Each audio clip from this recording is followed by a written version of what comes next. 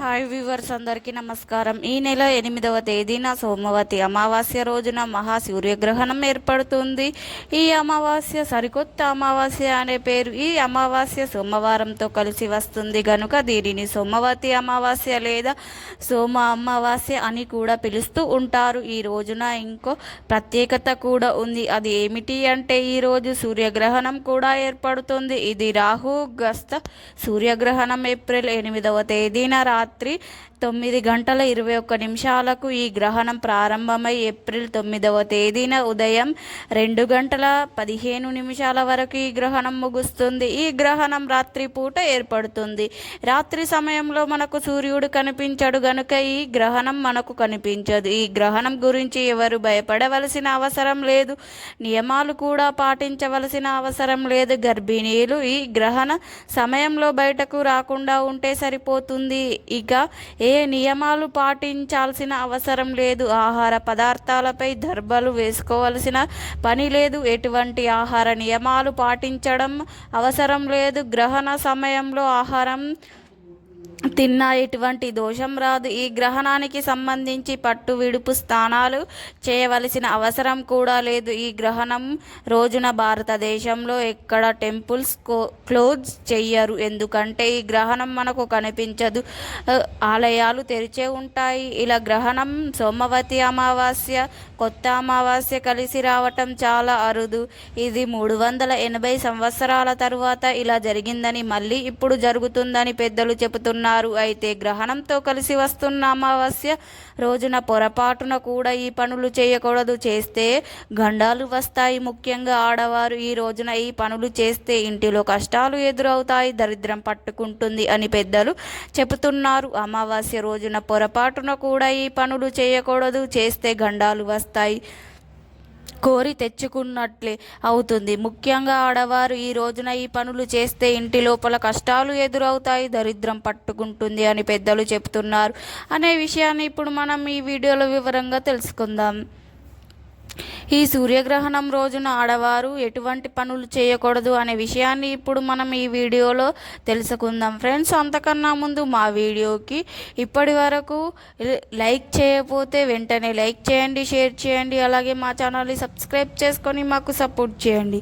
మీ support మాకు చాలా అవసరం. ఇక వీడియోలోకి వస్తే అమావాస్య రోజున వస్తుంది ఈ గ్రహణం గురించి క్యాలెండర్లో కానీ పంచాంగంలో కానీ ఎక్కడా కూడా చెప్పలేరు. ఎందుకంటే ఈ గ్రహణం మనకు కనబడదు గనుక దీని గురించి ఎక్కడా చెప్పలేరు. ఈ గ్రహణ నియమాలు పాటించడం అవసరం లేదు. పచ్చళ్ళు, నిలువ పదార్థాలపై దర్భ గడ్డిని కూడా వేయవలసిన అవసరం లేదు. గ్రహణం తర్వాత ఇల్లు తుడవలసిన పని కూడా లేదు. గ్రహణ సమయంలో ప్రయాణాలు చేయవచ్చు, కానీ దానివల్ల ఎటువంటి దోషం రాదు. గ్రహణ నియమాలు పాటించవలసిన అవసరం లేదు. కానీ ఈరోజు ఇంట్లో మాత్రం కొన్ని తప్పుడు పనులు మాత్రం చేయకూడదు. అవి ఏమిటి అంటే ఈ రోజున ఉప్పును, ఎండుమిరపకాయలను, చింతపండును ఎవరికి ఇవ్వకూడదు. కానీ ఈరోజు మాత్రం ఇలా ఇవ్వకూడదు, మరి తీసుకోకూడదు.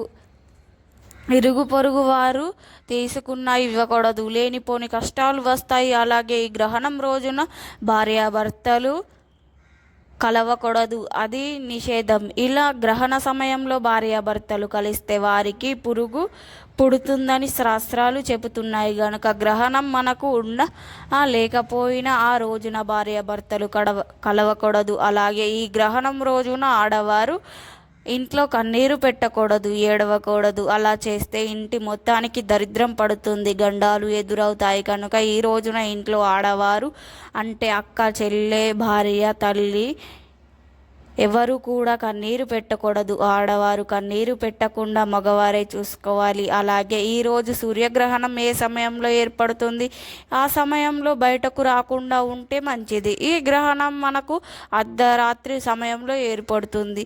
ఈ సమయంలో సామాన్యంగా ఎవరు బయట తిరగరు.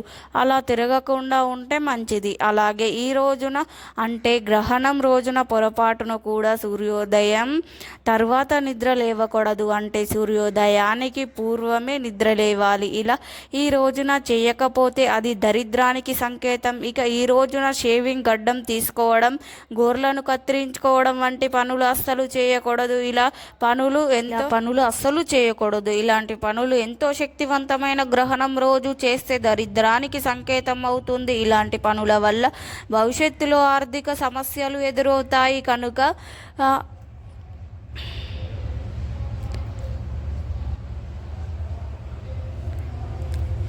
అలాగే గ్రహణం రోజున మధ్యాహ్నం మాత్రమే భోజనం చేసి రాత్రి అల్పాహారం తీసుకుంటే మంచిది. ఎందుకంటే గ్రహణం రోజున రాత్రి ఆహారం భుజించడం అనారోగ్యానికి దారితీస్తుంది. గ్రహణం రోజున ముఖ్యంగా ఉదయం 5 నుండి 6 గంటల మధ్యలో, సాయంత్రం 5 నుండి 6 గంటల మధ్యలో, సూర్య సంధ్య వేళల్లో తలకు నూనె పెట్టకూడదు. గ్రహణం రోజున ఇలా చేస్తే దరిద్రానికి సంకేతం అవుతుంది. పొరపాటున కూడా మధ్యాహ్నం నిద్ర పోకూడదు. ఇది దరిద్ర దేవతను ఆహ్వానించినట్లు అవుతుంది. కాబట్టి అందరూ గుర్తుపెట్టుకొని ఈ పనులను చేయకుండా జాగ్రత్త పడండి, లేదంటే కష్టాల పాలు అవుతారు. అమావాస్యకు కొత్త అమావాస్య భావిస్తూ అంటారు. ఇది చంద్రమాన సంవత్సరంలో వచ్చే చివరి అమావాస్య. ఇది తరువాత నూతన తెలుగు సంవత్సరాది ప్రారంభమవుతుంది. ఈ రోజున ఒక పూట ఉపవాసం చేస్తూ పరమశివుణ్ణి ఆదరిస్తారని శాస్త్రం చెప్తుంది. ఈ రోజున కొత్త సంవత్సరానికి వ్యవసాయ పనులు ప్రారంభిస్తారు కాబట్టి ఈ రోజున కొత్త అమావాస్య అంటారు. ఈ రోజున గ్రామ ప్రజలు జాతర ఉత్సవం ఘనంగా నిర్వర్తిస్తారు. సూచిక అమ్మవారు లాంటి వ్యాధులు ఊరికి చేరకుండా ఉండడానికి, పాడి పంటలు సుభిక్షంగా ఉండాలని గ్రామ దేవతలను వేడుకోవడం జాతర ప్రధాన ఉద్దేశం. చతుర్దశి రోజున అంగరంగ వైభవంగా జాతరను ప్రారంభమవుతుంది. అమావాస్య పండుగ సందర్భంగా తెలుగువారు గ్రామ దేవతను దర్శించుకుంటూ ఉంటారు. అమ్మవారికి పిండి వంటలు, నైవేద్యాలు సమర్పిస్తారు. స్త్రీలు పసుపు, కుంకుమలు, గాజులు, చీరె మొదలుకొని అమ్మవారికి భక్తి శ్రద్ధలతో చెల్లించుకుంటారు. ఈ అమావాస్య సోమవారంతో కలిసి వచ్చింది కనుక దీనిని సోమవతి అమావాస్య అంటారు. ఇది చాలా శక్తివంతమైన అమావాస్య.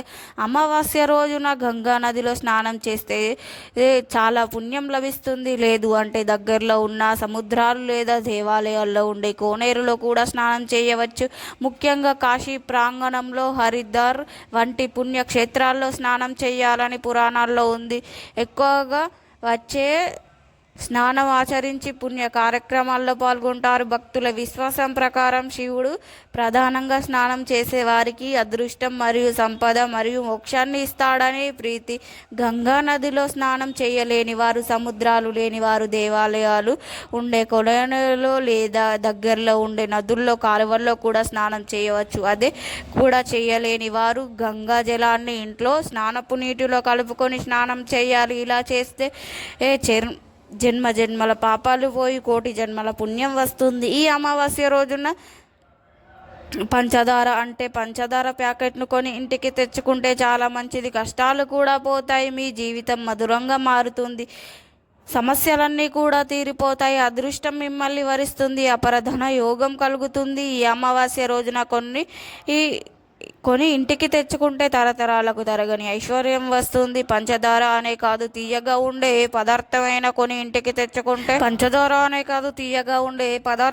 కొని ఇంటికి తెచ్చుకుంటే మీ జీవితం మధురంగా అద్భుతంగా మారిపోతుంది. అంటే కొంతమంది పంచదార వాడరు, కేవలం బెల్లాన్ని మాత్రమే వాడుతూ ఉంటారు. అటువంటి వారు ఈరోజు బెల్లాన్ని కొని తెచ్చుకోవచ్చు. పంచదార కానీ, బెల్లం కానీ లేదా స్వీట్లను అయినా సరే ఈరోజు ఇంటికి తెచ్చుకుంటే లక్ష్మీదేవి అనుగ్రహంతో ఐశ్వర్యాలు సిద్ధిస్తాయి. కాబట్టి ఈ రోజున పంచదారను కానీ, బెల్లాన్ని కానీ, స్వీట్లను కానీ కొని ఇంటికి తెచ్చుకోండి. ఆల్రెడీ మీ ఇంట్లో ఉన్నా సరే పర్వాలేదు, ఒక ప్యాకెట్నైనా సరే తెచ్చుకోండి. బెల్లం లేదా పంచదారను కొని తెచ్చుకోండి. అలా తెచ్చుకుంటే తరతరాలకు తరగని ఐశ్వర్యం వస్తుంది. ఇక అమావాస్య రోజున కొన్ని ఇంటికి తెచ్చుకోవాల్సిన రెండవ వస్తువు ఏమిటి అంటే గాజులు. అవును, గాజులు. సోమవతి అమావాస్య రోజున మట్టి గాజులను అందులోని ఎరుపు లేదా ఆకుపచ్చని రంగులో ఉండే మట్టి గాజులను కొని తెచ్చుకుంటే చాలా మంచిది. సుమంగళి యోగం సిద్ధిస్తుంది, లక్ష్మీదేవి అనుగ్రహం లభిస్తుంది, కష్టాలన్నీ కూడా తీరిపోతాయి. గాజులు 5వ తనానికి ఈ సంకేత సూచనలు. ఆడవారికి గాజులు ఉంటే చాలా ఇష్టం. భారతదేశంలో పుట్టిన ఆడవారందరూ కూడా గాజులను ధరిస్తూ ఉంటారు.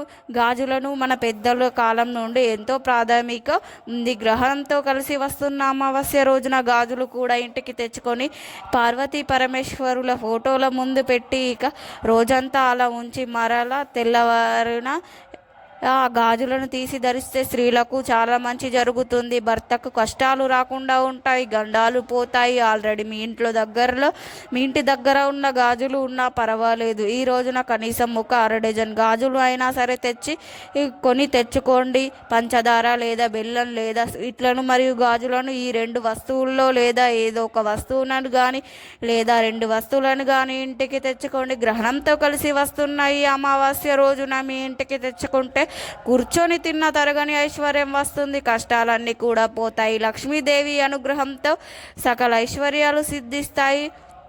సోమవారం అంటే లక్ష్మీదేవికి చాలా ఇష్టం, అందరికీ తెలిసిందే. అమావాస్య నాడు అయినా పూజిస్తే కూడా విశేష ఫలితం లభిస్తుందని చెప్తూ ఉంటారు. ఇక సోమవారం అమావాస్య కలిసి వస్తే ఈరోజు సోమవతి అమావాస్య. శివారాధనకు ఇది విశిష్టమైన రోజు. ఈ రోజున పుణ్య నదుల్లో స్నానం చేసి పేదలకు దానం చేస్తారు. దీనితో పాటు పూర్వీకులకు ఆత్మశాంతి కొరకు తర్పణాలు కూడా వదులుతారు. దీని వలన పితృదోషాలు కూడా పోతాయి. మిగతా దేవుళ్ళ కన్నా శివుడు భక్తులను కోరికలను తేలికగా నెరవేరుస్తాడని, భక్తుల త్వరగా అనుగ్రహిస్తాడని. కాబట్టి శివుడుని బోలాశంకరుడు అంటారు. విలువ పత్రాలతో అభిషేకిస్తే చాలు కోరిన కోరికలను తీరుస్తాడు. మహాశివుడు ఎక్కువగా సోమవారం రోజున మాత్రమే పూజిస్తారని మన పెద్దలు చెబుతున్నారు. శివారాధనకు ఇది ఒక విశిష్టమైన రోజు. సోమవతి అమావాస్య రోజున శివుడికి అభిషేకం చేసి విశిష్టమైన ఫలితం వస్తుందని పండితులు చెప్తున్నారు. ఈరోజు తలార స్నానం చేసి శివుణ్ణి పంచామృతాలతోనూ అభిషేకించుకోవాలి. ఇలా అభిషేకించిన తరువాత శివుని బిల్వ పత్రాలతో పూజించి శివ సూత్రాలను కొలిస్తే సంపూర్ణ ఆరోగ్యాలు, సిరి సంపదలు లభిస్తాయని నమ్మకం. ఈ పూజ కానీ రాహుకాలంలో కానీ సాగితే మరింత విశిష్టమైన ఫలితం దక్కుతుందని, కనీసం శివ పంచాక్షరి ఈ మంత్రాన్ని ఈ రోజున పట్టిస్తే ఎంతో పుణ్యం లభిస్తుంది. సోమవతి అమావాస్య రోజున రావి చెట్టుకు 108 సార్లు ప్రదక్షిణాలు చేసి ఉపవాసం ఉన్నచో జాతకంలో ఉండే సకల దోషాలు తొలగిపోతాయని ఈ విశ్వాసం. రావి చెట్టులో ఎప్పుడు బ్రహ్మ విష్ణు మహేశ్వరులు కొలువు తీరి ఉంటారు. పూజించాలి. గ్రహణం రోజున ఇంట్లో ఉన్న ఆడవారు తప్పనిసరిగా కన్నీరు పెట్టకుండా ఉండాలి. ఇక చెప్పుకున్న విషయాలను అన్ని తప్పనిసరిగా పాటించి సంతోషంగా జీవించండి. ఈ వీడియో నచ్చితే లైక్ చేయండి, షేర్ చేయండి, అలాగే మా ఛానల్ని సబ్స్క్రైబ్ చేసుకోండి. మీ అందరికీ ధన్యవాదములు.